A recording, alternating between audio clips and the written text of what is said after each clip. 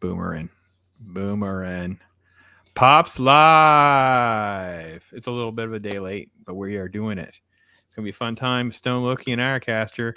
So let's get started and have some fun.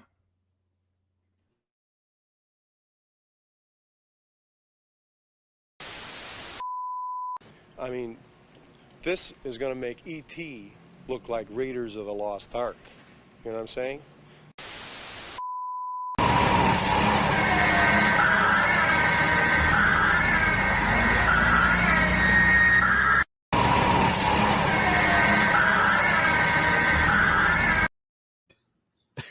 That, my friend, is how you look cool to your grandson. He was like, I don't understand. Why are you driving that car? I don't understand. Why are you driving away with a ghost? What, Pops, I don't understand. I'm like, Pops has a lot of stories to tell you, son. Pops has a lot of stories. Well, you see, one day in New York City back in 1982. Yeah, no. So yeah, it's a fun story because my wife and oh my gosh, wish you was here because she memory, man, they know everything. All I know is we're driving, and they're like, if you can make it to here in an hour, you can see, the DeLorean, Ecto One. They had like the Knight Rider had Kit. They had like these 7 cars, and I'm like, okay, what do I have to do? Well, you have to interview so and so. Okay, can I shoot video, whatever, on my phone? Because I don't have anything with me. And they're like, yes. And I said, okay. So basically, this guy is in the business in California where they will rent these cars out as like props and stuff and things like that, mostly for commercials, like you saw. And I get there, and we're just chatting. It's fine. It was an okay thing. It's out of Walmart. Walmart had partnered with them for that commercial. And they had this green screen thing. So I'm doing all my interviews. I got photos and all these different cars and whatever. My wife's just tolerating me because she's like, she could care absolutely less, but she's enjoying the nerd in me being happy. There's this green screen thing for kids to do. And I'm like, hold my beer. And yeah, I got my video as Pops driving the Ghostbusters car. So we made a little teaser, and I found that little clip from unused Ghostbusters convention video. So how are you, gentlemen? It's so good to have you guys with me. Thanks. Oh, I am doing just great. It is Wednesday. I've got about one more day, and then I'm off for the weekend. I've got a 3-day weekend coming up. Well, congratulations for that. That's good. Yeah, Easter weekend's almost upon us. It'd be a crazy time doing that with the family and all the different things folks have going on. And Loki, rocking another morning show. It was always good to hear things going on in Valhalla. I'm here on time. Holy crap, miracles can happen, kids. Miracles can happen. And it's Easter week. The week of miracles. Speaking of great cars, there is a museum on the main strip in Branson, Missouri.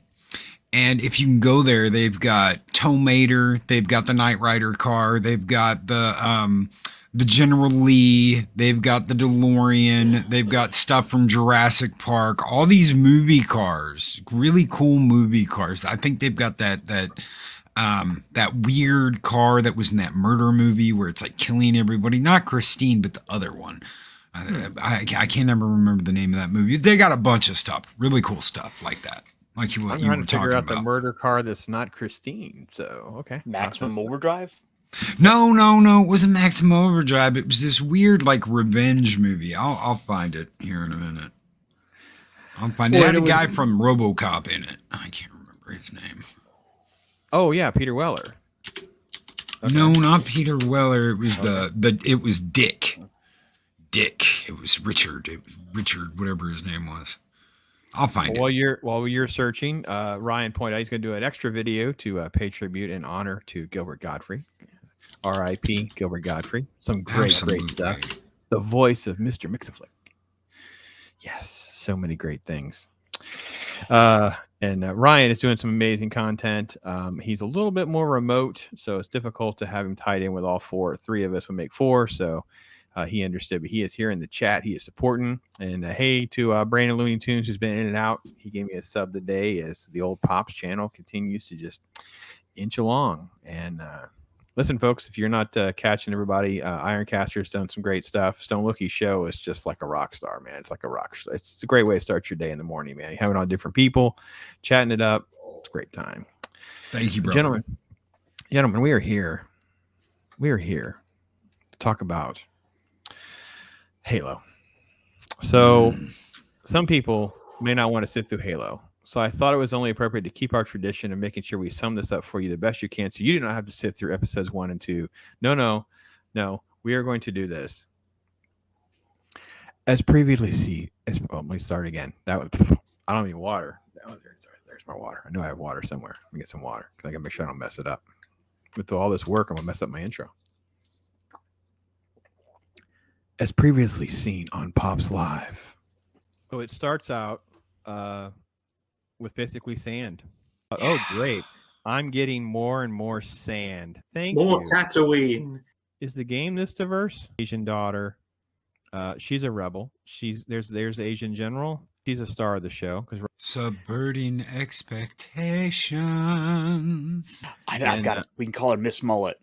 We've taken characters, places, and content from the story and created our own story, which means this is fan fiction. This is total, complete fan fiction. They don't care what happened in the games. Here's our expensive CGI critters attacking. So you get the cliche Iron Man scene. There's a lot of pew pew in this too. A lot of pew pew pew. They can't even choreograph CGI. We've got little things from the game in it because we care, but we don't care about the actual history that's in the game. We don't care about any of that, but we're going to give you some fan service and member berries. The chief is not supposed to have the Type 6 Mjolnir armor. She's basically like a government bureaucratic bully across from if Snoke were in Dark Crystal. This is blasphemy to the prophets. It looks like she's wrapped in a hot pocket. Quan is the only survivor. That is all feel sorry for me and simp for me because Paramount wants it that way. Gotcha. Halsey and Keyes were never married. It was so all over the map and so pathetic. The gun won't even penetrate my armor. You can't kill me. So his solution is, this is the famous takes off his helmet nonsense. Oh, for the love of freaking Pete. Spoiler alert, he never puts it back on. So here she is. This is how you destroy AI in the ship. It doesn't affect anything else if you just start blasting the side of the ship. It's just... And none of that, yeah. the EMP thing, none of that happens in the Halo video games. It's just clearly fan fiction. I'm glad we've had Admiral. major upgrades to uniforms 500 years from now. For anyone who's following along or has any affinity for the Halo show, and if you were really bent out of shape over him showing his face and removing his helmet, no one ever wears a helmet, man. And then that he flew them into an asteroid belt. So we Star have Empire Wars. Strikes Back. Yep. I'm not even keep your looking. eyes on the asteroids. I'm not even looking where I'm going. But Loki, it wouldn't have been as exciting for the audience. By the way, I know we're 500 years in the future. Is anyone thought that maybe we should get this crap off her face? You know, It's wrong. It's such a guy thing. Such brilliant wisdom from the show. location where he's going to meet up with not Dave Chappelle. What's up, Master Chief? And you're like, Yeah. he doesn't look the same. He doesn't sound the same. So he's basically Lando Calrissian. Oh, well, it's okay to walk away and be free, man. Get away from mama. I will note, obviously, Miss Mullet has some friends. Here's Redhead Miss Mullet right here. Apparently, this is a universe where the mullet never went out of style. This is really, really bad. I thought to myself, in 500 years, we've come up with this is their grand idea. It's awful. What kind of moron wrote this stuff? Like, How does it like stay the way it is and clip onto that line as it shoots out of the asteroid if the line is directly below it? well, how does the asteroids not just rip everything apart in their movement? It's like, this is just... Yeah, dumb. Who let this get through? Like, I thought of like... Don't ask questions, Pops. You'll ruin it. And that's exactly what she says. Don't. You're ruining it. So we have evil guy in Tatooine.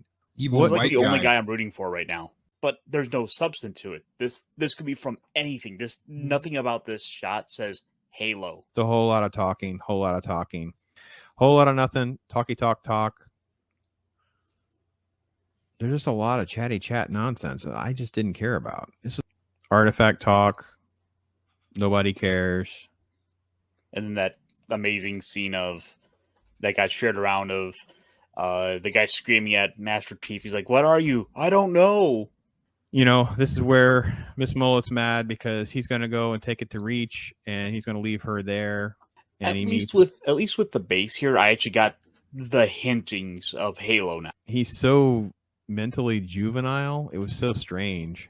There was a lot of that checkbox like things of what felt like things we could not allow. They didn't think it out. They didn't think this out at all, and it shows. Like it's a sci-fi show by numbers. There's a problem with this whole show. Nothing happens. Kudos to you guys. I tell you what, it was soundbite heaven. I was just like, there you go. Halo, 2 episodes in 5 minutes with no details left out, no rocks left unturned. We have done our due diligence. We have done our job.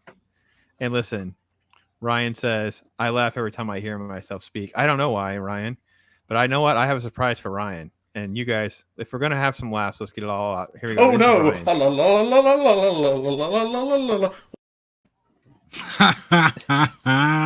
It never gets old to me. It never gets old, Ryan. Sorry, buddy. It's going to live. I warned you that I was going to steal it, and I sure did. Sorry. It has to happen. It has to.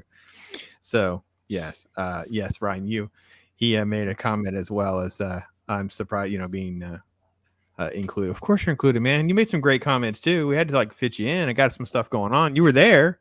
We had our own technical difficulties, and I cut it up, did the best I could to salvage episode 2 analysis, skirting copyright issues and taking pieces out. So I am no editor. So let's just not pretend. So all right, gentlemen. So anything about episodes 1 and 2 before we get into this nonsense? Anything about episode 1 or 2 that you'd like to add or think about, or anything that hit you about the glorious that is Halo at this point?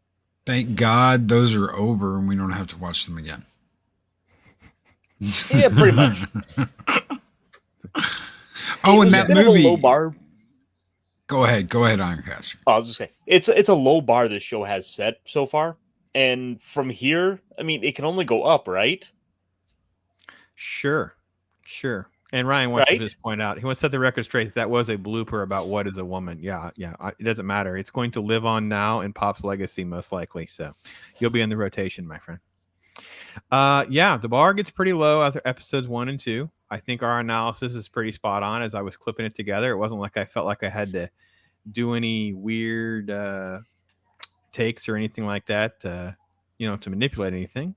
Jay's stopping by. Good night. Good to see you, brother. I think we've got things well lined up to do some stuff hopefully tomorrow. So we'll see how that works out. All right, let's get to a little bit of Halo 3, which kind of okay. Obviously, we have to start with some of the fundamentals. Loki, you're my expert. Planet Oben. Does Planet Oben exist? Do we have Planet Oben never? in the game? Nope. Never seen it. Never heard about it. This is Planet Junkian, the planet of junk. This is where the Junkians get together and party and sing songs. Niniban. That's right. Niniban. Yeah. So yeah. I thought of the shots. The shots basically reminds. This is where Toy Story 3 was. Where ended basically is how I felt about this. We get basically a generic. I talked about this last week, where you get these generic flashback sequences and things, so we can have character development. This is basically a little boy, a little girl. They're reading a book. They're talking about the kiss. They're talking about human mythology, whatever. Then suddenly they're not working because obviously it's a child slave encampment, and they're being hunted. And then the book falls, and this is the person crying.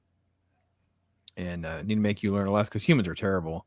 And then we cut, and we end up here because the elites showed up, and the elites are going to take the humans. So the elites eliminated, I guess, the human trafficking ring to steal a human of their own. They're pointing the device at the person, thinking that they're searching for something, but instead they realize that they're searching for her. And of course, she is. Did we settle on seaweed wrap burrito girl? What did we decide on? Hot pocket lady. Pocket. Yes. Yep. They have Ironcaster to thank for that one. Yeah, he did a good job there. So there's our close up of the elite as I don't know. I am left wondering, did they not know they were looking for someone? Like, what was their point in the mission? Like, Okay, okay. To understand kind of some of this, you have to go back. You do have to go back into the games because people are not going to understand this, and they've changed shit. So what they've done is, the hundreds of thousands of years ago, there was an alien race that just ruled the entire galaxy. They had super advancement. They were peaceful. They had all kinds of stuff, and then they get attacked by this other alien race called the Flood, and they get basically they're getting their ass kicked, and they kind of without going too much into it for people that don't know or actually want to be surprised or any bullshit like that, they get wiped out, but they're able to seed planets throughout the galaxy with life after all of this happens. So the human race and all this stuff gets seeded. What they've done, what these ass wipes have done, is they've taken this idea from Stargate of, oh, well, there are people out there that have a gene that connects them to the old ancient race. And that scanner that he's got is scanning her, and it's like, oh, she's one of them. She can work the old alien Forerunner technology. She can control it, just like Master Chief can control it. In the games, there was none of this shit.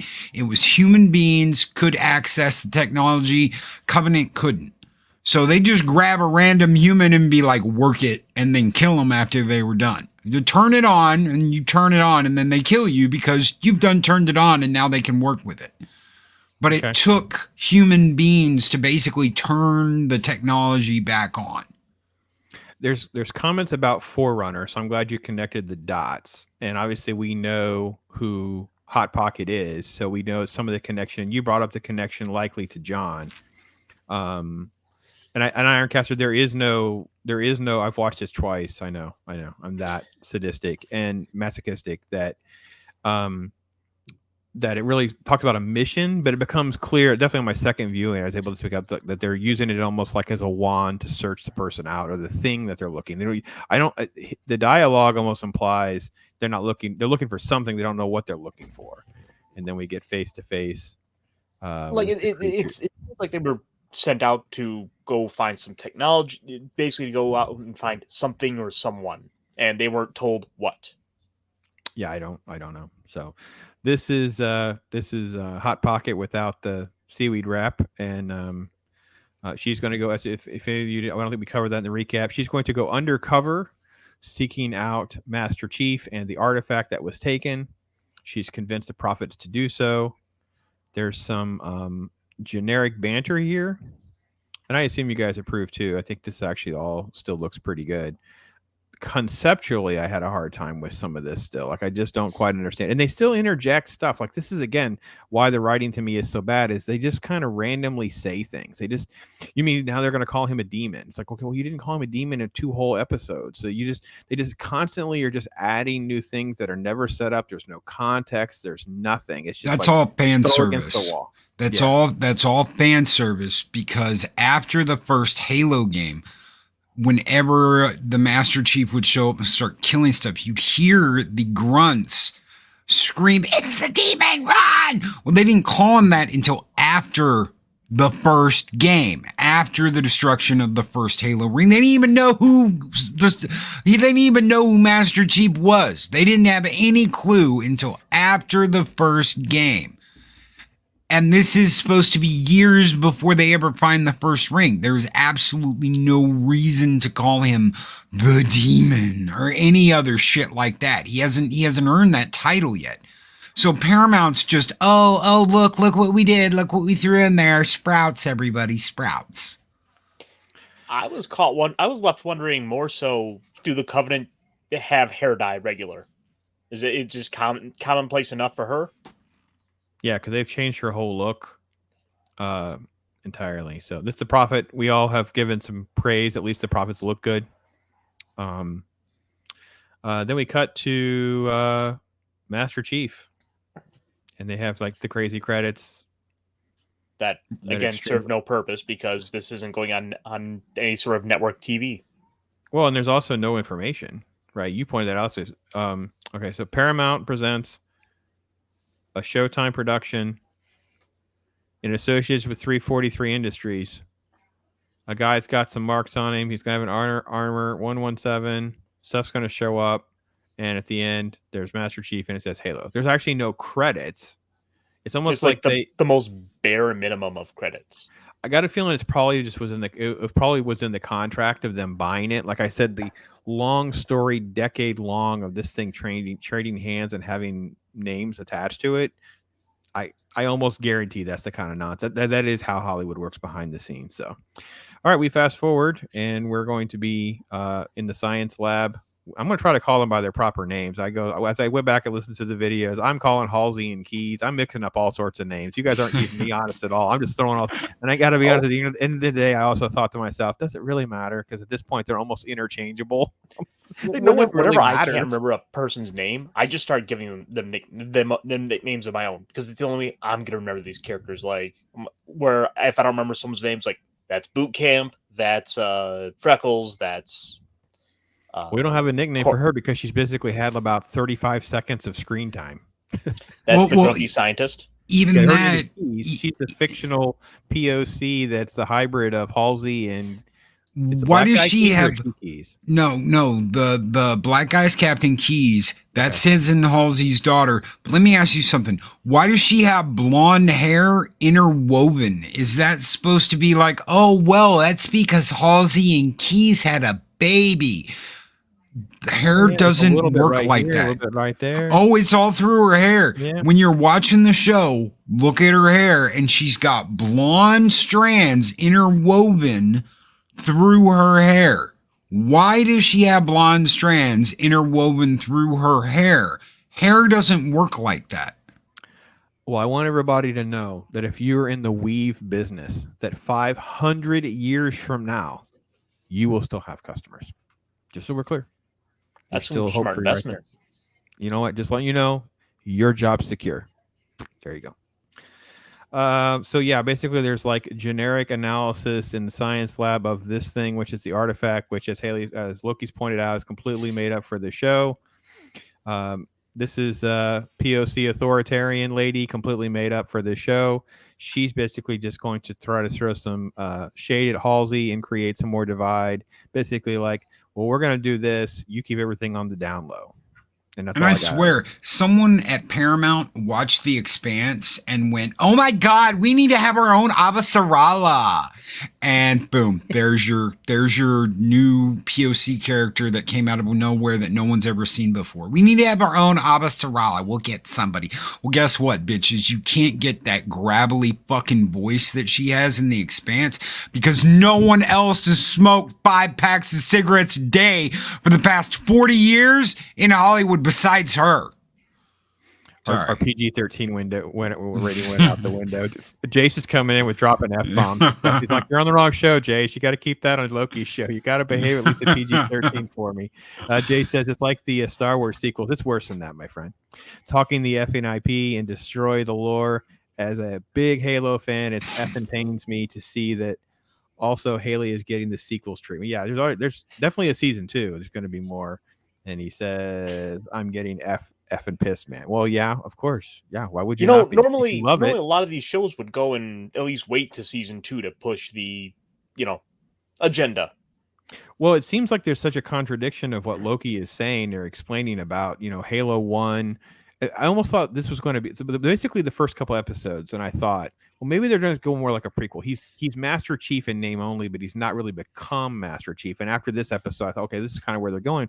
But there's massive contradictions. Then when you line that up with what he was just saying about the extended lore of, well, this came along after they find the first ring and this came along then, so it's like, okay, well, there's just no plan, there's just nothing. It's exactly what he said before. It's fan fiction, and it's like, it's not even fan fiction because they're not even fans. It's just crap. And I'm gonna harp this. I really can't stand it.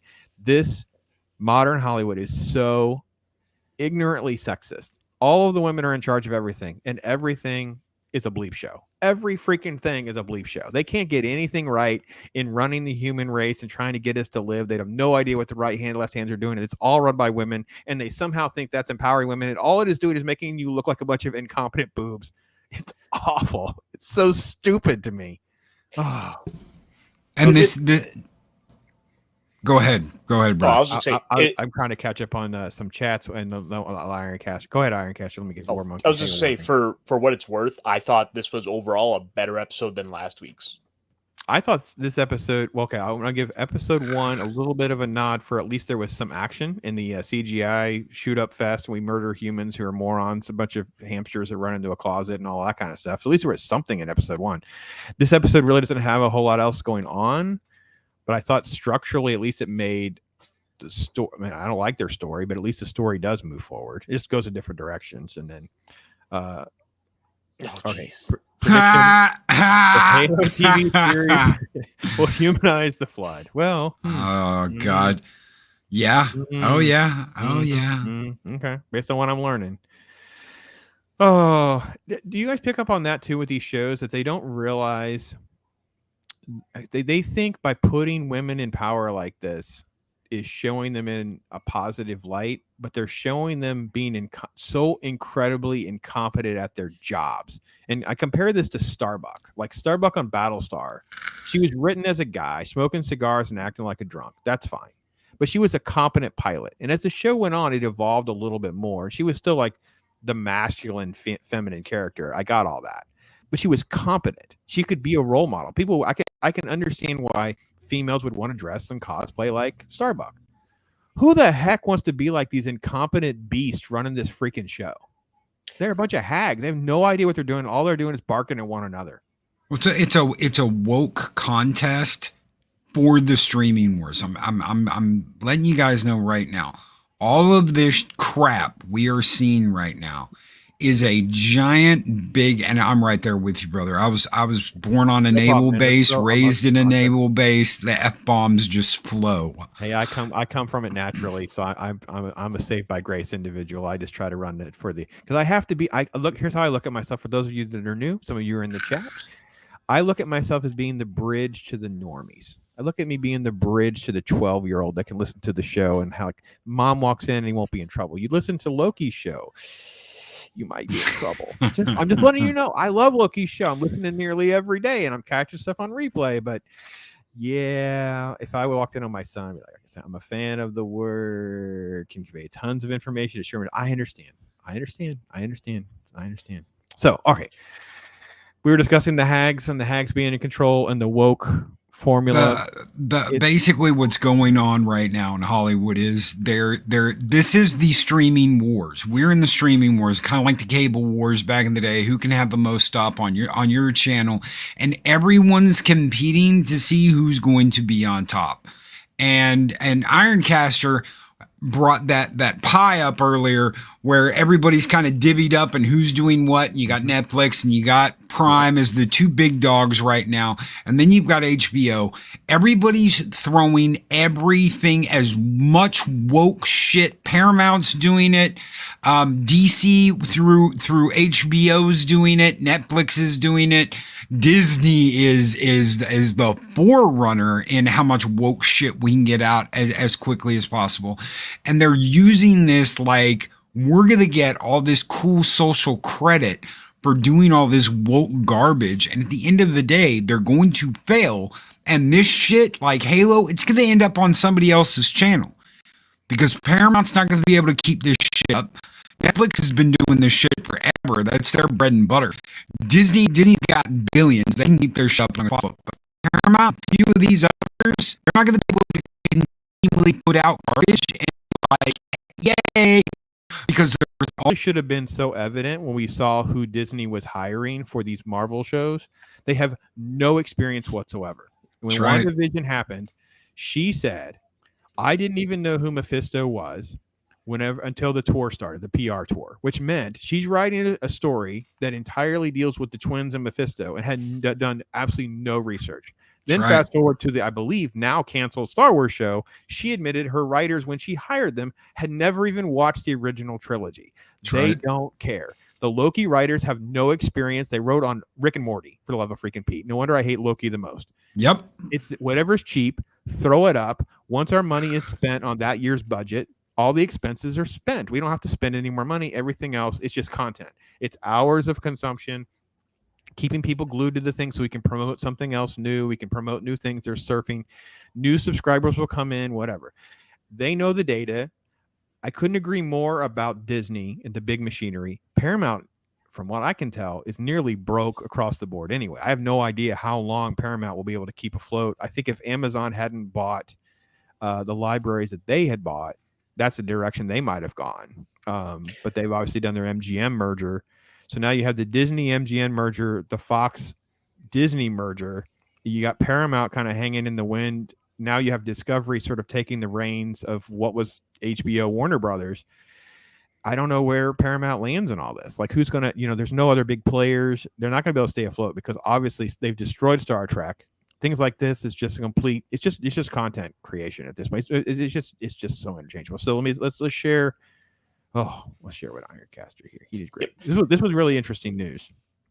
Yeah, this is coming from the Bleeding Fool, which was explaining how HBO Max has now overtaken Disney Plus and Hulu for the number 3 streaming spot for the streaming services. So Netflix is 1, Amazon Prime is 2. Now HBO Max is in purple. Disney is 4th, correct. Then Hulu, and then I believe that's Apple, and then Paramount. Yep. And then there's other. Wow. That sounds about right. Are you guys shocked at all by any of that, really? No. And the huge problem for Paramount is they have pulled all their major shows off of other streaming services. So you can't watch Star Trek, you can't watch Next Gen. I think DS9 is still on Amazon at the moment on Prime, but that is not going to get renewed. So all those millions and millions and millions of dollars, they were like, sure, pay us millions of dollars and you can put our show on your streaming service. That's done. That is done. Halo's not going to save Paramount. Star Trek's not going to save Paramount because people have their DVDs. They have other ways to watch it. They're not going to go through Paramount Plus to do that shit. Whereas Paramount used to be a powerhouse of film, it's woke garbage now. Well, Disney's the same problem too, right? Because at some point they were kind of like they rolled out almost too soon because they rolled out and let everybody consume a whole lot of product, and their kids could sit in front of the TV and they got all sorts of stuff that they watch. And at some point you're like, yeah. And I think that until we run the entire gambit of the Verizon contract, because so many of these Disney subscribers are just Verizon customers, they came in free. I think HBO Max runs a little bit of that risk too, where some folks are just getting this for free. I believe, I don't know where HBO Max, there's a cell phone service that you can get, and it comes with that free. Sprint maybe. Sprint maybe. Yeah, I don't know. I don't have it, but it is the kind of thing. Yeah, this graph will be interesting to reflect on in a year, and then 3 years and 5 years, because it's funny how Peacock's not on here, and I have a Peacock story for. It's in other. That's in your other. Because don't look, you turn me on to wanting to watch Highlander again, and I'm like, oh, I got it. Oh, I just saw it. Said, it was free on Peacock. I just popped it in. Oh man, I love Highlander 2. Oh, Highlander 2? No, Highlander 1. I didn't watch Highlander 2. We're from the planet Zeist, brother. No. I can't do it. Anyway, all right. So yeah, let's go back to our. I guess we're going to call it a show. I don't know. We're being very, very generous by calling this a show. All right. So POC authoritarian, and then we're going to cut to cloning nonsense. This is such. This is fucking. so brutal. Sorry, I dropped an F-bomb. This is the worst possible thing they could have done to Cortana. That is not Cortana. That never happened to Cortana. Cortana wasn't created from a Flash clone. This is the biggest. This is sick. For Halo fans out there that see this, you want to bomb it. And how absolutely positively annoying they make her. Oh! Let's run through what happens first. So basically, this is her clone. That she's explained that she's going to be experimented on. She's going to become one with John, and this is the experiment of what's going to go on. And this is just a lot of talk about I don't know. I hated all of it. So that's what this is going on. Here's John. He's sitting quietly in his cell, waiting for him to do his thing, and then she's basically explaining that to him. So basically, they're going to infuse the clone of herself with John, and he'll basically have this AI. And she's basically just talking out of both sides of her mouth about how this is the easiest way to get him back on the battlefield. And then they agree to this experiment. Now, I'm going to say something that might make Loki mad. I will say, if this were not Halo, let's just say I started with episode 3 and just jumped in this. If this was episode 1 and it wasn't called Halo and there was no mythology hanging over it, this first 15 minutes is actually remotely interesting. I'm actually like, okay, I don't know what's going on, but I'm curious. There's different things that are happening. And then the experiment is weird. So I'm okay with that. This was okay. This scene, never mind. You can't forget. You can't forget that they had to go and put the guy and make him a little creepy too. Yeah, Can I lick the side of your face before we kill you? We have to come back to Creeper. So anyway, they do the experiment, and the experiment's not bad. It's like we do the scanning, and it goes in through her eye, all of this, and basically she dies because she doesn't even have any, brain activity. It just sucks everything out, and then they're going to inject it into him. But it's weird because it doesn't go in the same way, and all of that. Okay, let me tell you something real quick. Cortana is a shipboard AI that integrated with Master Chief through a chip.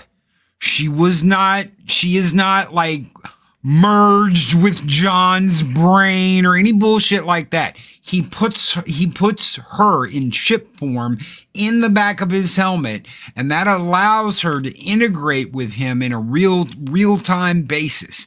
There is none of this board in the back of John's head and inserted Cortana into his brain bullshit.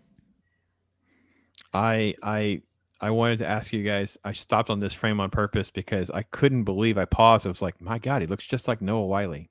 Anyway, sorry. Distraction.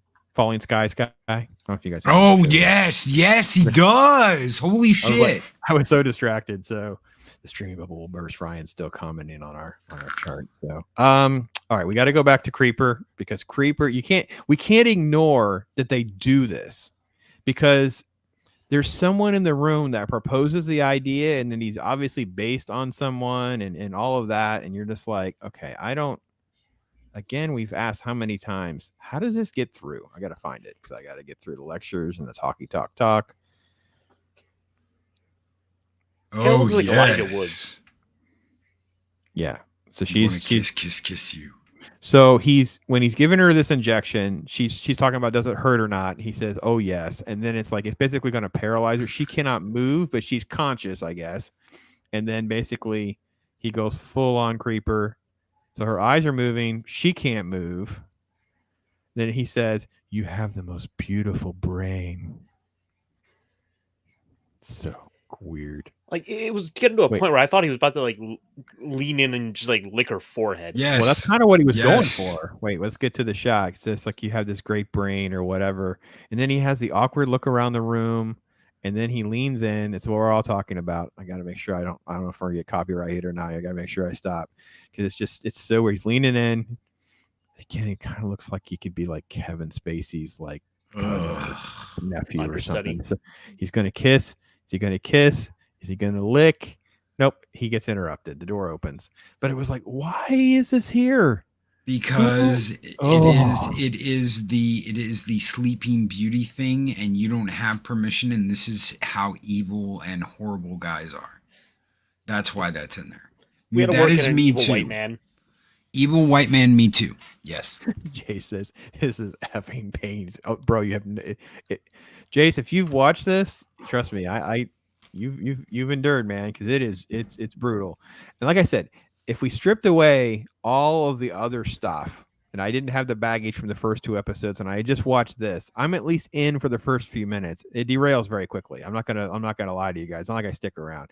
And by the way, it makes no sense to me that we have one way we do it for her, but then we go in through her eye and we do that, but for him we could do something different. It's like, okay, well, we don't even have any, like, again, it's just they don't care. It's just like they just make crap up as they go. So no, I think what it is, they've seen him like scan something on the back of the helmet, and that was all the justification they needed to explain it.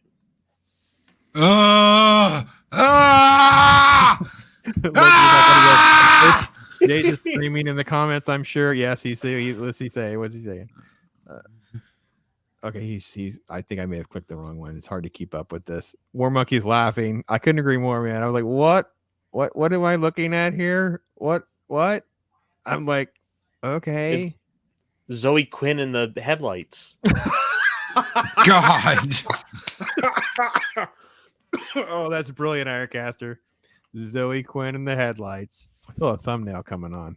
Zoe Quinn in the headlights.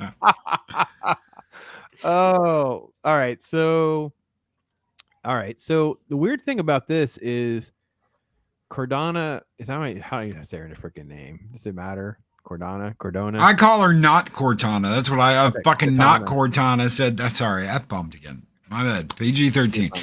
Yeah.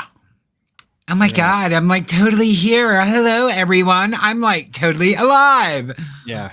And that's basically how this is going to go. It's like, great to finally meet you. It's like, I did these experiments and I got it to work. And this is how we're going to stick you in John. You're going to be in John's head. And it's going to be all good. And she's like, what? And then he is. And that's how it works. And she's standing over him. And there's all this discussion about how she's basically now a covert AI operative for Halsey inside John's brain.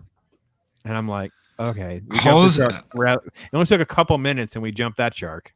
Halsey created multiple AIs to help her figure a lot of stuff out. And it wasn't until she combined Forerunner technology with human AI technology that she was able to come up with Cortana.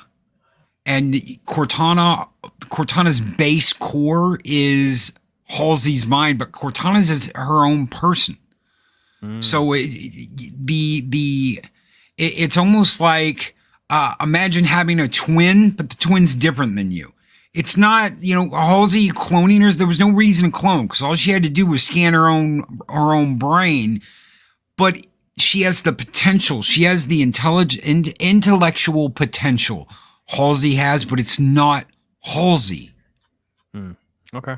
Cortana's her own entity, and they can only live for so long. They're not like immortal. They're not going to live forever. They can only live for 7 years, and that's it. And then they go nuts and they die. Wow. So okay. They've ignored all of that. That makes sense. So, okay. All right. See, again, folks, the hardest thing is they've not given us enough Halo. There's not any attention enough to their universe to know what the rules are, what the focus of the time is. That we don't even know. So you end up with just this jumbled mess, and you don't know if it's something that should be before this or after this or after this. It's just all jumbled up. So it's part of the reason I don't know how any Halo fan can remotely like this show. So anyway, we jump to our favorite scene in the last episode is the asteroids that are held together with cables. And I may have to go back and edit it out. Let's see if I got this. If this is the right spot. No, this is just random talking with Dave, not Dave Chappelle. And this is like, what is the sidekick in Guardians? Is James Gunn's brother? He's the equivalent of that guy. It's like if you had a kid with Steve Buscemi. He's got a Steve Buscemi and a Sean Gunn role, basically. It's here. It's like, okay. All right. Sean Buscemi standing next to Dave Chappelle as they're talking, and we just don't care. I don't understand. First off, I was happy to see there actually are chickens. So, okay, cool. I guess my chickens have a future because I have like 50 chickens. And actually has something to look like that, by the way. So, anyway, okay, I want to play a little audio. Let me see if I can get it to play because I want to hear. There are people still loyal to my father in the capital city. Since when does she sound like that?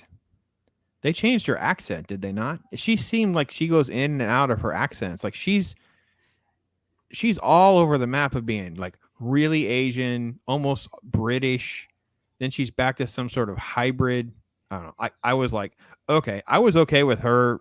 From an actor, like she can only deal with what she can deal with. Her character stinks, but Miss Mullet suddenly sounds like her, like she's right out of the Chinese restaurant. It was very bad. So For some reason, the planet that she spent all of the opening of episode 1 to get off of, it's now been taken over by the angry white guy who's actually interesting and does not, spoiler alert, does not show up in this episode even one moment.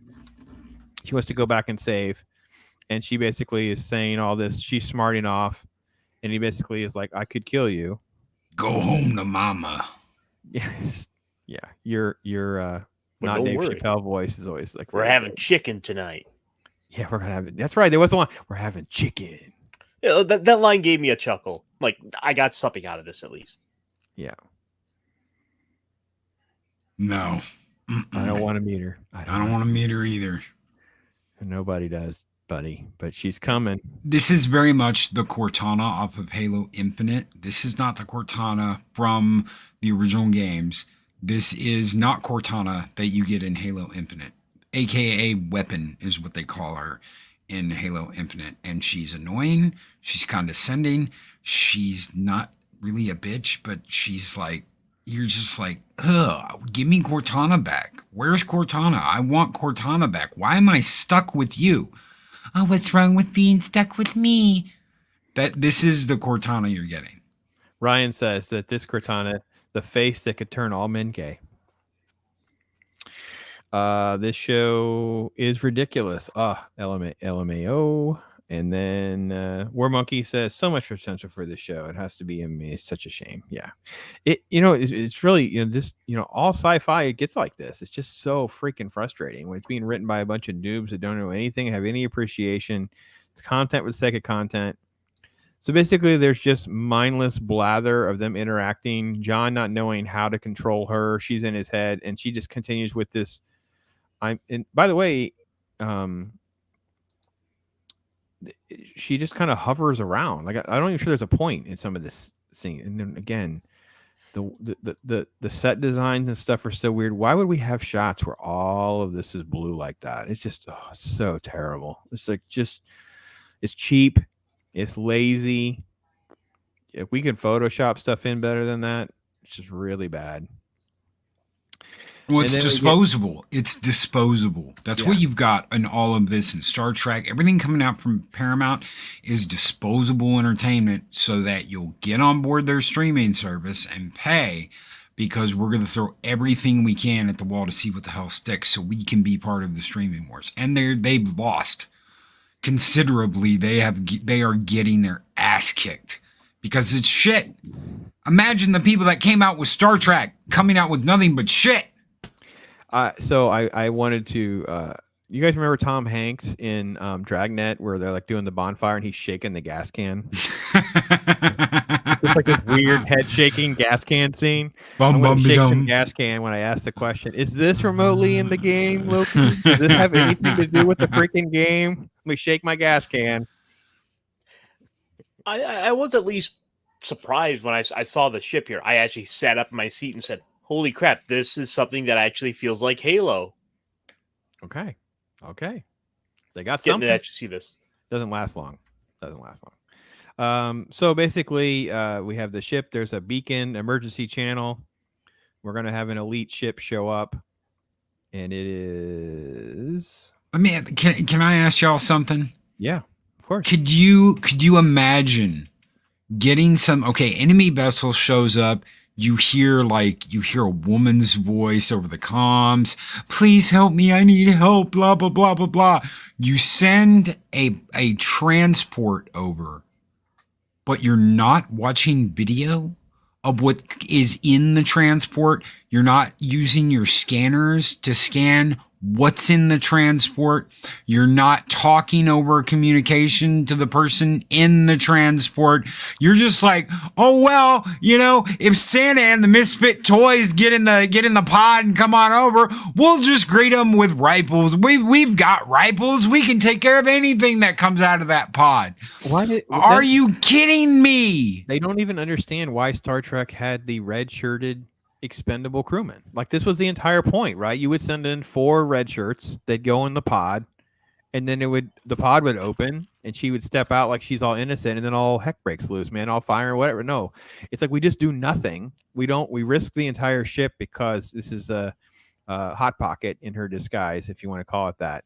And basically, we'll get to what actually happens in a moment, because we have to cut back to him touching, because now that he has Cortana inside of him, they're like, well, let's turn him loose and touch it and see if he gets more information. The irony is, as Cortana, he can't do anything, and only as John. So he has this weird flashbacks, and they're monitoring information, and there's really nothing there. There's no real readings. There's no information. It doesn't work. So it's all been a failure from that point of view. Okay. And they're like, we don't know what to do. So that moves forward till we cut back to this scene, which is what Luke was talking about. And this was just dreadful. This was dreadful. So this was her when she comes aboard. She's trying to play sad sack. She lays down for them to search her. Right. Which, by the way, it would make no sense that she didn't get hurt. Like, she didn't say, well, blah, blah, blah. Just cheap dialogue, not even remotely. None of this makes any sense. Like, you'd be abducted by some alien race. You're the only one that survived. And then, of course, this is the best part of this was when I'm watching this, and I'm a normie. So if this is in the game, so be it. I'm like, they're basically being attacked by giant spaghetti monster. I had no idea what this was. It just looked like giant spaghetti monster to me. I'm like, what the heck? Holy cow. You see the leg in the previous scene where she's on the radio. You see the leg of this monster, and that is what is called a hunter. These are big, bulkish, brutish beasts that are made up of things not like Spaghetti Monster. It's not like the Spaghetti Monster. They're almost like big eels. Okay. Yeah, I totally missed that. I've watched this freaking twice, and I didn't even pay it. I probably just didn't care enough to notice. That is a hunter. They're giant, big, bulking monsters, but they're not made up of those little spaghetti things. They're almost like big eels, long eels. Now, yes, there are multiple eels in that suit, but it's not Spaghetti Monster. And if they're not in that suit, they are not intelligent enough to combine efforts and attack like that. The whole point of them coming together is they can like share their brain, and that alone makes them just smart enough to go Hulk smash. And they will Hulk smash, but only when they're all together. When they're separated from each other, they're dumb as dull posts and they can't do anything together. They have to be linked, and their minds have to be connected for them to even get Hulk go smash, and they will go smash. Ironcaster, what was your thought on eel / spaghetti monster attack? I mean, when I first saw them here for like a half second, I thought, wait, is that the Flood? Mind you, it's been so long since I've gotten really into the Halo lore that I had forgotten, like, oh no, the Halo or biological... a bioweapon, essentially. And at least I can't complain with this that there was no action, because we got like the ridiculous spaghetti monster that can single-handedly take out an entire ship. And they're so cartoony looking, though. Look at that in the background. It's just very, very badly done. It feels like something out of a Resident Evil movie. Hentai. It doesn't even look like, there's no consistency. There's no texture to their skin or body or anything like that. That's why this looks so bad. It's like so cheap, earthwormy, and there's no real shadowing. It's not done right. Anyway, let me hop in chat here real quick. Keely Chow's joined us. Hey, Keely Chow. Great to see you pop in. Appreciate that. And Roll Tide, Keely. Roll Tide. Okay. All right. So yeah, so my brain didn't know all the backstory, and I just saw Spaghetti Monster and her taking control. And then this happened, and I'm like, I don't understand what happened there. So she's not, I thought she was just human, but suddenly this, so has she been experiment? Sure, it's just as ugly as I remember. She acts like she's not human, so I guess it's almost like she's trying to play up, because she has this like laser finger thing that pops out of her. That's tech. That's Covenant tech, like the elite sword, like that energy sword. They melded that with her somehow, right? Because I remember seeing it in the episode 1 when the elite soldier did that multiple times. But so she has that inside of her as well. I'm guessing in Okay. her fingernail, which gotta love. Yeah, the people who made this. You have to love them. Well, it's easier to pick your nose. Just check it all out. All right, back to John. No helmet. Just giving all you posted at home wanted to know. Been a minute. Soldiers are rolling around. They're doing their thing. And he goes to see the other Spartans that don't have their helmets on. And basically they're like, we trust you, John. You're good. He's like, all right, I'm good. All right. Okay. We're going to go out together. And then this happens. She just pops out of him. Cortana just pops out and becomes annoying teenager. Hi, I'm Cortana. How are you doing? We're going to go fight stuff together. I'm in John's brain. And you're like, Let's be best friends. what the frick is happening here? And John's like, no, you're embarrassing me. You're embarrassing me. And I'm like, well, she's temporary. I'm like, oh my gosh. It was Master so Chief, cringy everyone. bad. This is Isn't your he Master Chief. badass? Helmet free. Being lectured by Cortana about Go away! Go away! You're embarrassing me in front of my friends. Go away! It was so cringy bad. It was, this was, and I have no context, and it's that, like, he's looking at go disappear. I'm gonna cry. You're hurting my feelings, Master Chef, because you're not the guy I thought you were. I thought you were Master Chief, and you're not. You're just not. Okay. Oh, I'm supposed to feel bad for Cortana. Yeah, she does. Cortana. She's like, I feel bad for actresses and actors that are like this because they probably just saw green screen stuff or whatever, and they don't really understand how bad it's going to be. And they sit there and go like, and after the fact, they're sitting in front of their TV watching it for the first time. They're like, how the heck did I sign up for this crap? Oh, I guarantee you they didn't even watch it. I guarantee you they didn't even watch it. They don't care.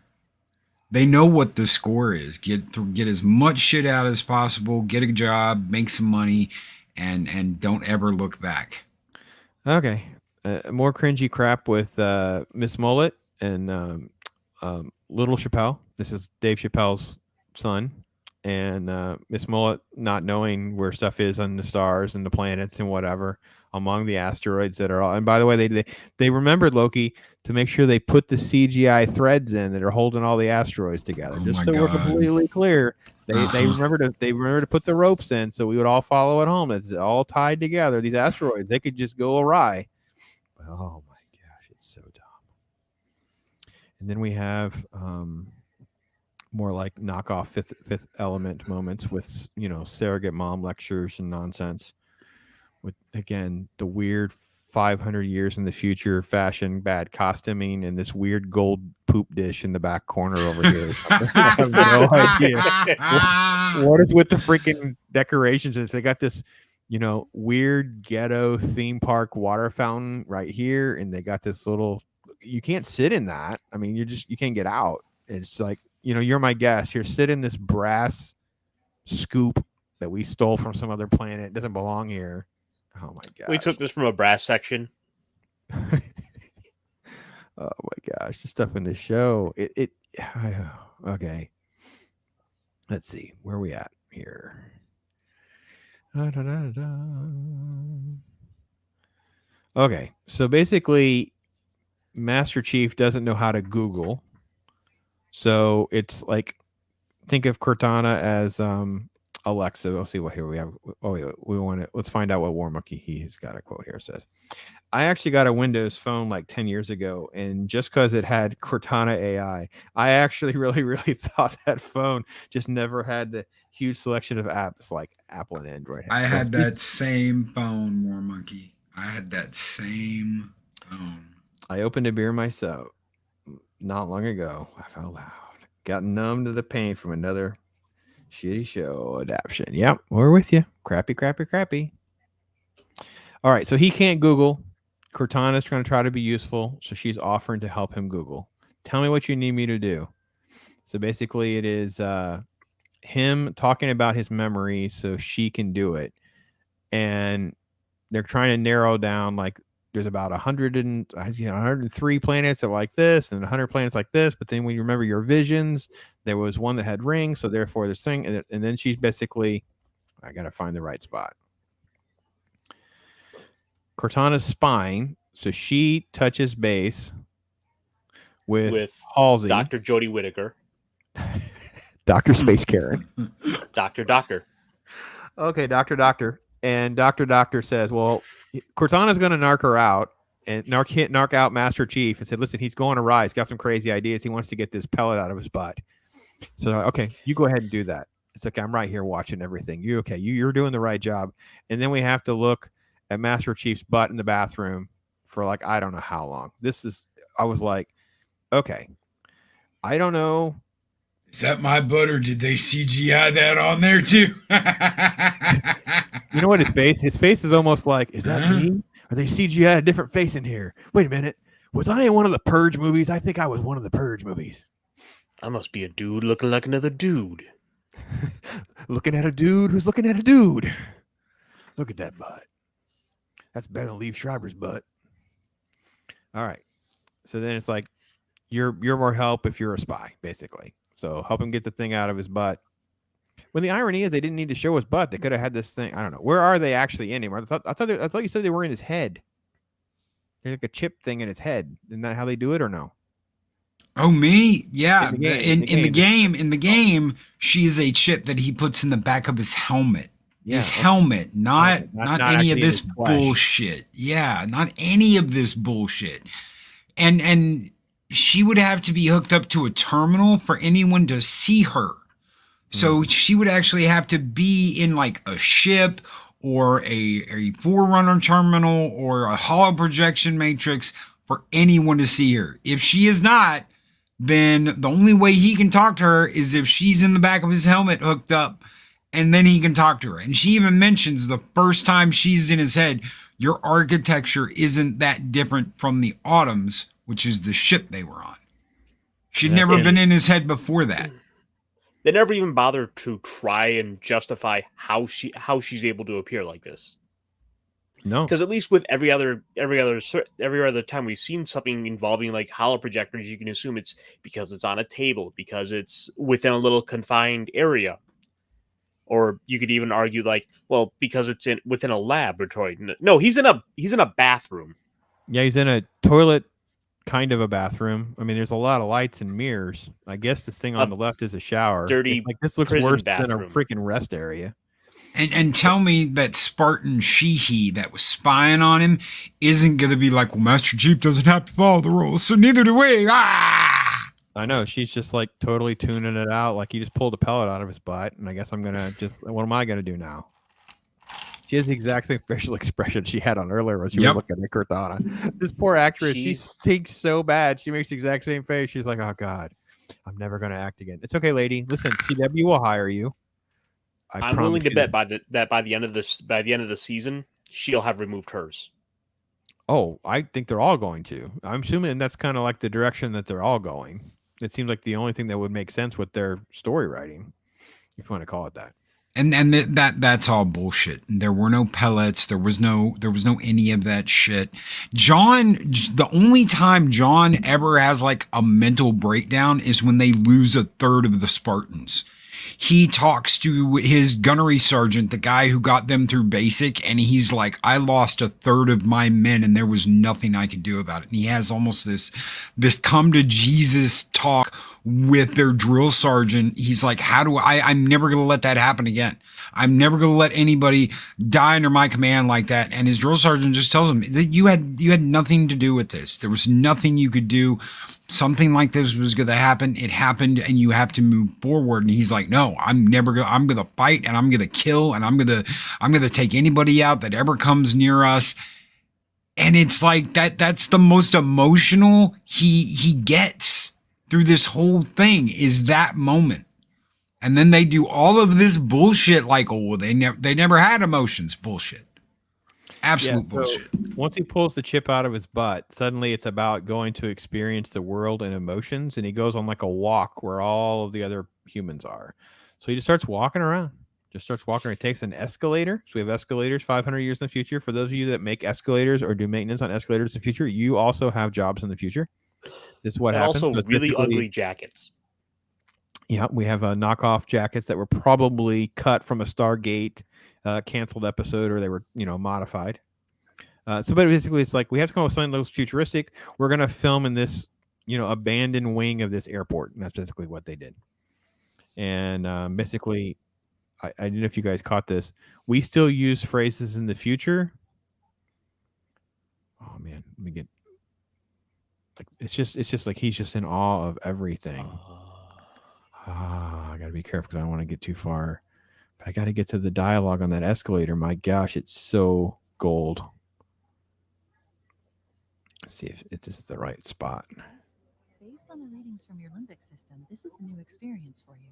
Let me help Yeah, she's like, let me help you take in all this emotional overload. I know this is a lot for you. There's this person behind you with these yellow visors, and that's probably freaking you out, man, because nobody should wear those.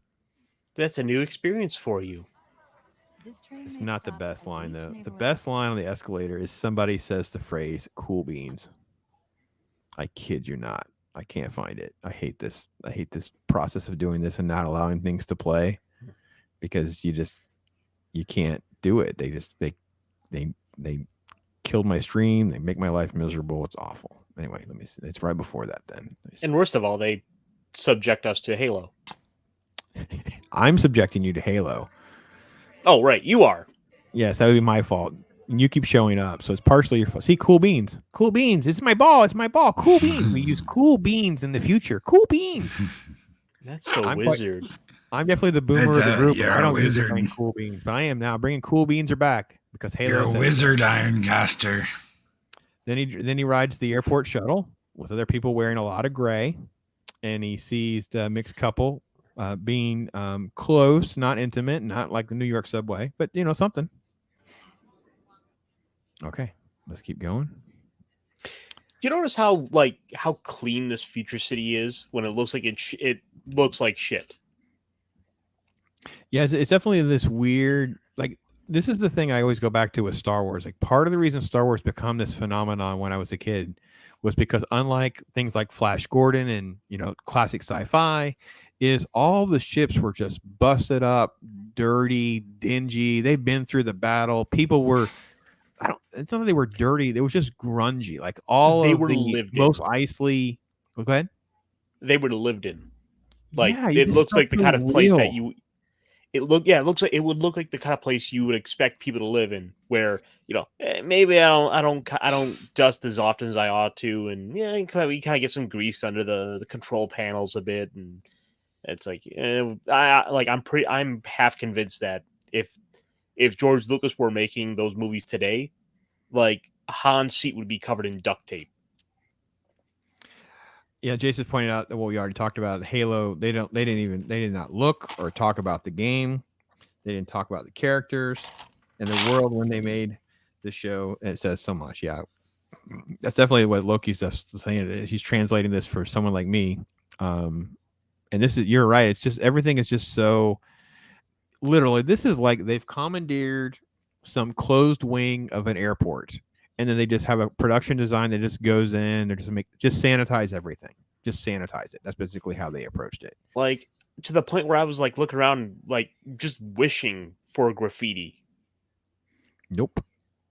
Now it's like we're in like one of these outdoor malls or something. People are just walking around. I gotta turn the sound off. I definitely know that. The opera in Star Wars in Revenge of the Sith. They're going to the opera in Revenge of the Sith. Well, listen, it's futuristic if we can find someone that has a clear umbrella, just so we're completely clear. Oh, it's got to have a neon light strip. It has to have a neon light strip. There's Huggy Good here. news to umbrella manufacturers. You'll be making umbrellas in the future. Yeah. Umbrellas, you're safe. Green hair people walk by. You got lots of fun set design and nonsense. And he looks though like that's weird. I don't think I've seen. I thought clear umbrellas were out of style, but cool beans. Oh, Spartan Girl, she'll have pink going through her hair before the end of the season. Just wait, because we've already seen her in the previews. She got strands of pink going through her hair. That'll be her color. So here's the opera that we're talking about. And then it's like, is this why you removed your palette, Master Chief? Did you want to go to the opera? And no, that's not why you wanted to do that, but thanks for asking. So he continues. I was going to make a joke. There's like not a whole lot of big people here in the future, but it even shows like not even the cellos are fat. Like everyone is fit. They have lean cellos. Like they got this little tiny like narrow cellos for playing out in public. And John is supposed to be 7'4". So imagine a guy that size just walking around with everybody. Tell me that's not going to draw some form of attention when a 7'4" guy is just strolling down the street like it's nothing. Well, he is 6'5" in real life, and there are shots where they do play up the height a little bit, but definitely not to the level that you're talking about. But I love that. I want to point out again the terrible costuming, set design stuff. This guy's got his rain jacket on. This guy's got this extended hood thing going on in his jacket as he gets the ball back from John. And then, yeah, we have the super lean cellos. That's so funny. I didn't pick up on that either. Another great catch. And I love all this set design, costume design stuff when I watch crappy shows. And then spontaneous dog. Dog. I'm glad they lived on. We got dogs. We at least got labs. So I don't know if we got other dogs. We at least got a yellow lab. Maybe a Goldie, but I think it's a yellow lab. Dog manufacturers, your jobs are safe in the future. We'll probably just start making them. And then again, like I said, they just commandeered an entire airport for some of these shots, and he just walks around. He's taking it all in. He's on like he's having feelings. He's having feelings. Screw Build-A-Bear. We'll do Build-A-Pup. What kind of puppy do you want, little girl? I want one that breathes fire. We can do that. Man, the feature is awesome. Airport security looks about the same. Only. And then he can't get in. He looks mad about it because Cortana, can you open this? You got it, Cortana. Well, because she can do it. She's AI. She can do it. So she just lets him in. And he goes in and he touches the EMP device thing again. Has more flashbacks. Learns a little bit more about his flashbacks to his family and his mom and a dog. Very important on dogs. He's burying something. And come to find out, he's drawing these pictures basically of the device. And they go together. So he's showing the pictures of this thing. Right. This is what they take home. Now, remember, he's telling Cortana all this because she's in his head. So now that Cortana knows it, then Miss Space Karen, Mrs. Dr. Space Karen knows because she's a narc. So he's all emotional and passing out from his nonsense of his visions with the EMP thing. And they basically piece together some of his memories and some different things, which suddenly are in color. Other shots are not in color, but this one is in color. So I'm not quite sure I totally followed it. This is her showing a video. That's what it was. Oh, and by the way, that shot through the trees, that is stock footage off of Shutterstock. Oh, really? Really? Yeah. Oh, yeah. I looked it up. As soon as this episode was over. That is the tree shot.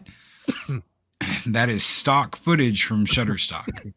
Wow. That's how deep they went to do this little scene. Was they just used stock footage from Shutterstock to go through the trees. Halo, brought to you by Shutterstock. Okay.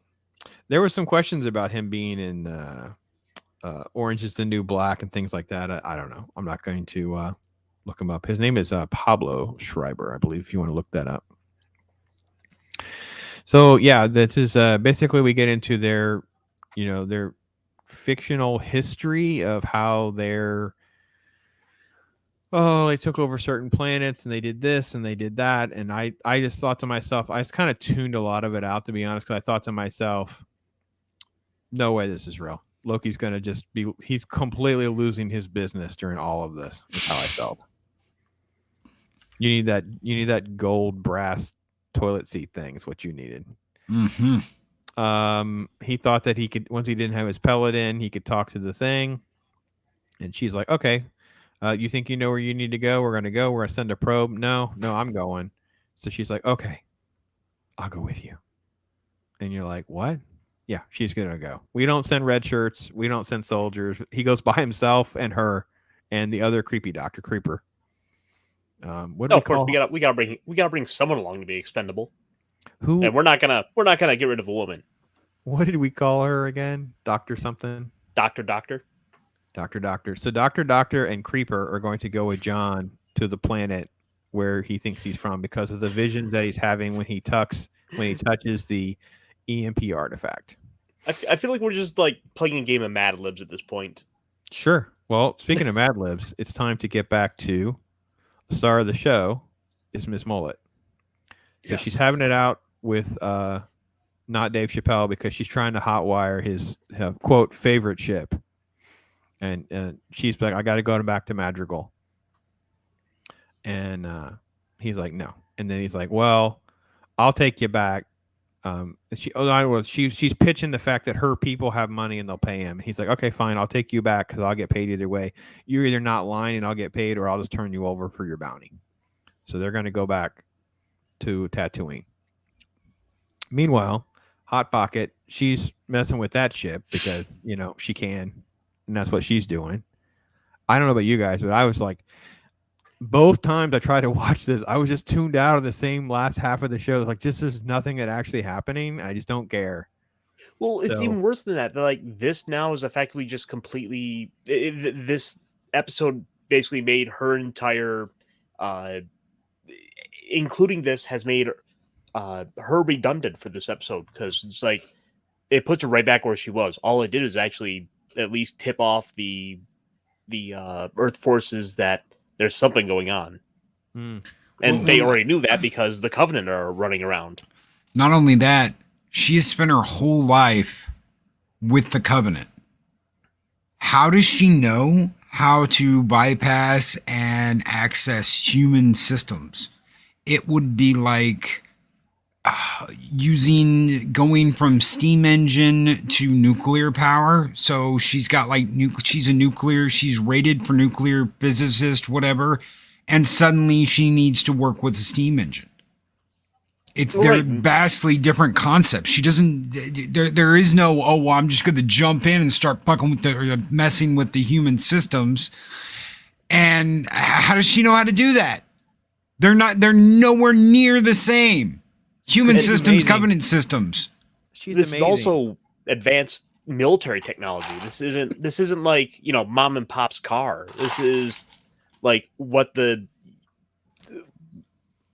would have for like some of the best. They would have like the heightened crack, security on it. And, she could just plug in she can just basically plug in things like she's Rey Skywalker and bypass the flux capacitor. Yep. That's good. I like that. All right. Well, that's what she's going to do. She's going to go to Tatooine too. Meanwhile, this is them finding out all this stuff has been transpiring, and basically a whole lot of not's been happening. And he basically tells her, "Hey, listen, Doctor's gone. You can go and spend time with the EMP artifact on your own. Just keep it on the down low." Okay. Sure. Okay. And then we cut to the ship. This is them expositioning the story because they figure if they can get the other piece that John is daydreaming about that this thing fits in, imagine how much bigger and powerful it'll be. I wouldn't want it in these people's hands, but in theory, that's what they were going for. And then we cut to saying some farewells. Dave Chappelle doesn't even kiss his white wife, man. What's going on here? No. She got totally disrespected. Yeah.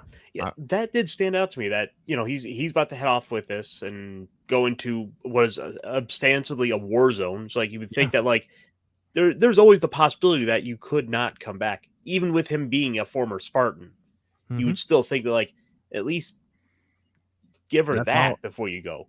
Yeah. For luck, if anything. They cut to Miss Mullet. She's sad because they have family and she does not have family. Her dad died, and we should feel for her. But no, that's it. They hop on their shuttle. They're going to the sand planet.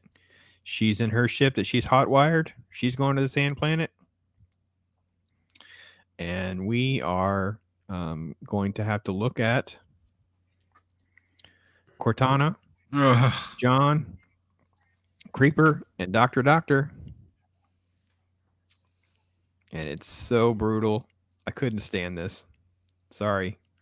She has to walking to us, walking. Oh, yeah, walks it. Oh, God, she walked right into me.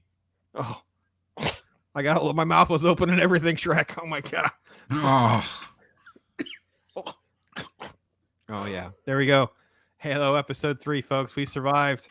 It was brutal. It was brutal. It's still best of the 3 though.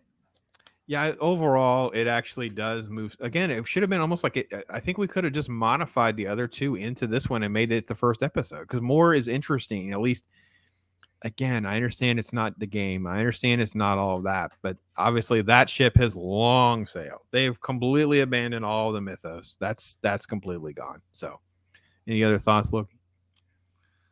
What a shit show. What a shit show. It absolutely is. And you know what? I have to feel for Loki because I'm also watching Moon Knight. Maybe I can rope Jason to talking about with me tomorrow. Because you're subjecting yourself to Picard. And I actually had to look up the scene where you talked about the electric car hitting him. I have not watched any Picard. Now I can say, well, I've watched 4 seconds of Picard getting hit by an electric car. I you know what? How many times have you seen something like that in a movie where someone's like, and you know they get hit or something? Yeah. It's a totally different situation when you hear. Well, I just thought it's also like the car is so small, like it's not going to be unscathed to hit a human being. Like you're hitting, let's say 170-pound human, and you're like, okay, well that car is not going to be doing well. Like that's it. It's over. It's like, okay, all right. So War Monkey sarcasm is just bleeding over into this show looks pretty smart and filled with brilliant storytelling. Yes, War Monkey, it is. It's about as smart and full of great storytelling as Picard is. Yeah, we agree. Loki, you are totally to blame and to credit for me watching Highlander again this week. Heck yes. It was good. It was great. And yes, it was, my favorite line that always makes me laugh and literally out loud is the church scene where he turns around and he quotes Def Leppard and says, it's better to burn out than fade away. Yeah. Laughed so much. That's laughed so much. I see my cut has improved your voice. Yes. Yeah, it's so good. That movie's so great. And Clancy Brown's the beast. And I'm so jealous because I was writing for a website and the owner of the site took the interview with Clancy Brown. So I didn't get to talk to Clancy Brown. He did. I was like, come on, man. And Clancy Brown, man. How could you not? They didn't even get into all these cool roles. I'm Candy. Of course you are. That's the greatest. That should just, Ironcaster has to send me his address so I can ship him some Catwoman comic books so that I can treat it as penance for putting up with a freaking Halo. At least I could do. I have I found issues 1 through 5 quickly. I think I have more. I just don't know where they are right this second. But you said you needed up to 14. So, yeah. Yeah, that's right. Yeah. One of the nice things about Halo, I suppose, is that it makes the good shows seem better by comparison. Like, I'm like, just kind of cutting some. I'm cutting the Halo with with actual good stuff. I'm watching a bit of Kamen Rider. I'm watching. Actually, I think I'm gonna go throw on some Stargate or Hercules, the Legend Continues. You know what's funny? What's really funny? We're just at the end of watching Stargate. We've got 2 more seasons of Atlantis. We got the movies, obviously, and then 2 seasons of SGU. But after that, I was just saying we should watch Hercules: Legendary Journeys because I've seen them all, but she hasn't. So I'm like, watch Hercules. I got to find the movies though to watch before I start the series. Okay. Yeah, and my lovely wife, the first lady, is not into the genre films much. She'll tolerate certain things for the first watch. She's into comedies and stuff, and we are rewatching. I don't know how many for the umpteenth millionth time. The Great Dead Show. Pushing Daisies. Have either of you exposed to Pushing Daisies? I've heard of it. Yeah, I've heard of it. Brian Fuller did it. They used a lot of green screen and money, and back then it was very expensive. Lee Pace stars in it, and the best part is, and I have a little bit of a hearing issue, especially when the kids are in the house, so we watch things with subtitles. And once I started watching that show with subtitles, I was picking up on all of the incredible dialogue. Because sometimes, if you're laughing or things like you don't always get everything. The show is just riddled with great dialogue. So if you ever want to, it's kind of fun. It's a little on the edgy at times, but it's not. It's just made for TV. Great dialogue. So. Okay, I remember. I think I did see an episode or two of this. Yeah, so you kind of have to. It's kind of an acquired taste, I think, for some folks, but I loved it. So, War Monkey just did an Atlantis rewatch not long ago. Good for you, bud. And then still holds up incredibly well, and I enjoyed as much as I did when watching it way back when. Yes, rewatch it. Share old stuff with folks. And I got to be honest, I've been sharing. Again, I know you guys are off the Disney Marvel stuff, whatever. But for me, I've been using it as a way to promote the old comic books. Like, yeah, it seems like it's really based on these new things, and I don't really care for those. But the old ones, man, have you seen the Stephen Platt Moon Knights? Oh my gosh, if you like comic book art, you're gonna love those. And people are like, really? I'm like, oh, let me pull one up on my phone and show you. And I'm like, okay. So if I can just kind of keep finding ways to bridge people to the good stuff, oh, you liked Arrow season 1, 2, and 3? Oh man, did you ever read Mike Grell's Green Arrow run? Because Mike Grell is the best freaking Arrow writer. And I'm like, really? I don't know that I've ever read those. Well, let me turn you on to Longbow Hunters. Let me turn you on to the first 50 issues of Mike Grell.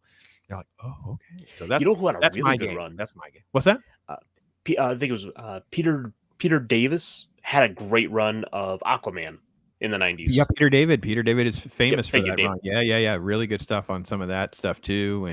And just listen, man. I think we were talking briefly about like Nightfall and late 80s, early 90s Batman and all that. And that's my sweet spot, man. I just love all that stuff. That's just good stuff. So, and I enjoy Loki's show. And I think we've got it worked out that I'll be able to be on Loki's show soon. So stay tuned for that. And Heck yes. How many freaking episodes of Halo is there?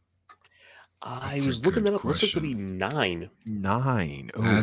That's Paramount for you. Paramount? God. Listen, free content. It's just content. It's just content. I know people.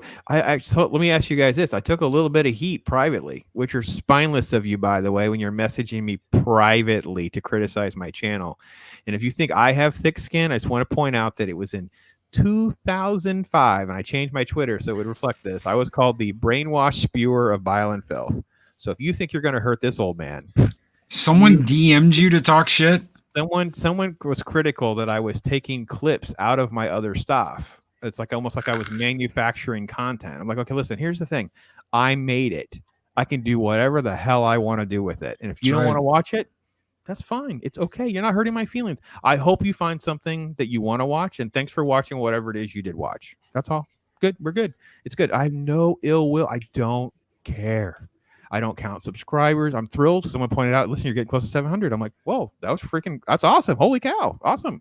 I'm like, I don't know. I don't compare myself. I don't do all that. But yeah, I got the clip lecture because I make like little clips, short clips, long clips, whatever. Now, some of that was birthed, I think, out of our freaking copyrighted thing, but it's other stuff too. I put like a couple radio things and whatever. So I have limitations in my life. They don't know my personal life, and I don't care. So look, at the end of the day, if you can find a good little segment of a longer stream, and it's like it would make a good 5-10 minutes, then by all means share that. That's a good way to show parts of your stream, parts of your show, parts of your channel. Absolutely. First off, I think this. So we had let's YouTuber advice for those of you at home, and Loki's the more successful of the three of us. He can jump in anytime he wants.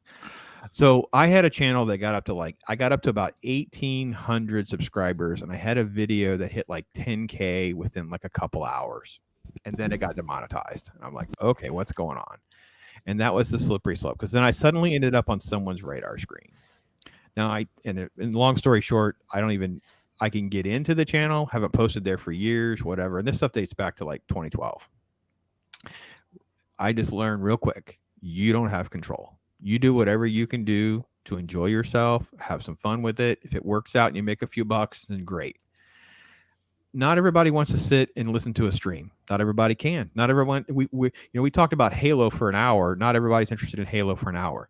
If we find something that's funny, the Ironcaster calling it the freaking paint by numbers science fiction, which makes me freaking laugh. That is so freaking funny. And I can make that into a 10-minute clip, and someone watches that, they're in it for 10 minutes. It gives you a chance to make more diverse thumbnails. It makes you a chance to do different things. And I think that there's a market for all of those things. And there's no set rules. And I think it's silly to even try to constrain yourself. I also think people are, I don't know about you guys, people are lazy. I think people just put their stuff on YouTube and expect people just to show up. I'm posting crap on, I use Twitter as like a real-time social media outlet, but I post stuff on Facebook. I've posted stuff on Reddit. I've posted stuff here, posted stuff there, whatever can get another person, another set of eyeballs on something. It only takes a few minutes of your time to hit freaking copy and paste. What's wrong with you people? Am I off base? No, Go not where at all. people are. You just do what you got to do. You got to grind a little bit. Just because you put up a show doesn't mean everyone's going to just know it's there and come. You got to do a little bit of legwork. Yep. So, and I've not figured out the Rubik's Cube. I'm just, an old guy talking about a crappy science fiction show with two cool guys that have shows that are equal or better than me. Don't worry about the Rubik's Cube. That's the secret of the Rubik's Cube, is not to worry about the Rubik's Cube. I don't really care about the. Well, first off, as soon as you think you solve the Rubik's Cube, they're going to change the cube anyway. Yeah. I always go to that, by the way. I have it behind me. Let me show you.